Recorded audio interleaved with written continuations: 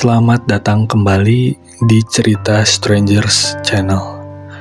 Kali ini gua akan bercerita tentang seorang stranger yang mana dia adalah seorang santriwati dari sebuah pesantren yang mengungkapkan sisi gelap dari pesantren, yaitu terjadinya hubungan cinta antara sesama santriwati atau lesbian. Menurutnya, hal seperti ini terjadi disebabkan oleh keturunan atau karena lingkungan yang berkumpul antara sesama wanita. Mereka berani melakukan hal-hal yang tidak sepantasnya dilakukan, bahkan di saat sedang melaksanakan pengajian. Video lengkapnya bisa ditonton di pojok kanan atas.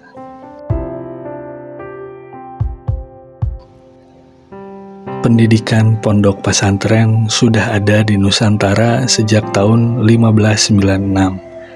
Pesantren atau pesantrian adalah sebuah lembaga pendidikan agama Islam di mana para siswanya yang disebut santri menginap dan tinggal bersama dalam satu asrama, diajar oleh seorang guru yang dipanggil kiai. Pada zaman dahulu, sejarah berdirinya pondok pesantren berawal dari datangnya seorang santri yang ingin belajar kepada seorang kiai. Kemudian, setelah semakin hari semakin banyak santri yang datang, timbullah inisiatif untuk mendirikan pondok atau asrama di samping rumah sang kiai. Sebuah tempat mondok yang sangat kecil dan sederhana yang terus berkembang dan bertambah banyak. Pondok didirikan seiring dengan bertambahnya pula santri yang datang. Selanjutnya, para santri mempopulerkan keberadaan pondok pesantren tersebut, sehingga menjadi terkenal kemana-mana. Nah, tujuan para santri menginap ini dipisahkan dari orang tua dan keluarga adalah agar mereka bisa belajar hidup secara mandiri, dan sekaligus dapat meningkatkan kedekatan hubungan dengan kiai untuk memudahkan proses belajar mengajar. Dalam pertumbuhannya, pondok pesantren telah mengalami perkembangan, termasuk adanya pondok khusus untuk santri perempuan dan pondok khusus untuk santri laki-laki, dibuat secara terpisah dengan peraturan yang sangat ketat. Mari kita lihat arti kata santri. Kata santri berasal dari kata cantrik, bahasa Sangsekerta yang berarti berguru secara pribadi dan selalu mengikuti gurunya. Kata santri juga dianggap sebagai gabungan dari kata saint atau manusia yang baik dengan suku kata tera atau suka menolong, sehingga pesantren dapat diartikan sebagai tempat pendidikan manusia baik-baik.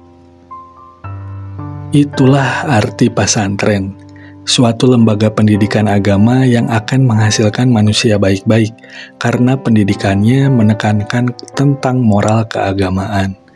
Tetapi pada kenyataannya tidak demikian. Banyak siswa-siswi pondok pesantren yang mengaku mengalami kekerasan secara fisik dan seksual yang dilakukan oleh oknum santri dan santriwati yang melakukan hal-hal yang dilarang agama. Cerita dari stranger ini hanyalah salah satu contoh kejadian dari banyak kejadian pelecehan seksual, baik terhadap santri maupun santriwati yang banyak terungkap, tetapi terus terjadi hingga saat ini. Penyebabnya adalah para santri harus menginap di asrama, bergaul, tidur, makan, dan mandi bersama di pesantren selama proses pendidikan. Ditambah dengan fasilitas tempat tidur dan kamar mandi yang terbatas, tidak mencukupi, sehingga para santri dan santriwati harus tidur secara berdesak-desakan dan mandi bersama-sama. Kondisi seperti inilah yang membuat terjadinya penyimpangan seksual, cinta sesama jenis, dan peluang untuk melakukan pelecehan seksual. Untuk mengatasi hal ini tentu tidak mudah.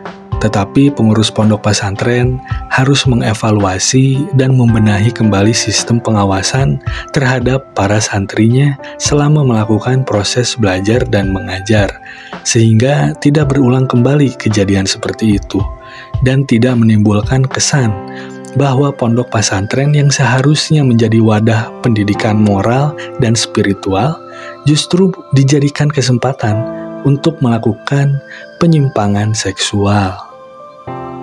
Lembaga pendidikan khusus laki-laki dan perempuan membuat mereka berorientasi pada satu jenis kelamin. Itulah sebabnya di pesantren paling banyak kasus penyimpangan seksual, karena mereka kurang mendapatkan pendidikan tentang seks. Demikian disampaikan konsultan seks Dr. Boyke Dianugraha, SPOG Mars. Dr. Boyke mengatakan, pengetahuan berhubungan seks yang aman perlu dikenalkan kepada anak sejak dini. Hal ini untuk mencegah terjadinya penularan penyakit seksual yang membahayakan dirinya dan orang lain. Dr. Boyke mengingatkan untuk berusaha mencegah terjadinya hubungan seks yang beresiko. Dan menurut Islamina, rujukan Islam Indonesia, bahwa pembelajaran dengan model pemisahan jenis kelamin membutuhkan usaha yang tidak mudah dalam pelaksanaannya, sehingga kemudian kebanyakan lembaga pendidikan Islam saat ini menerapkan kebijakan belajar mengajar tanpa memisahkan peserta didik berdasarkan jenis kelamin.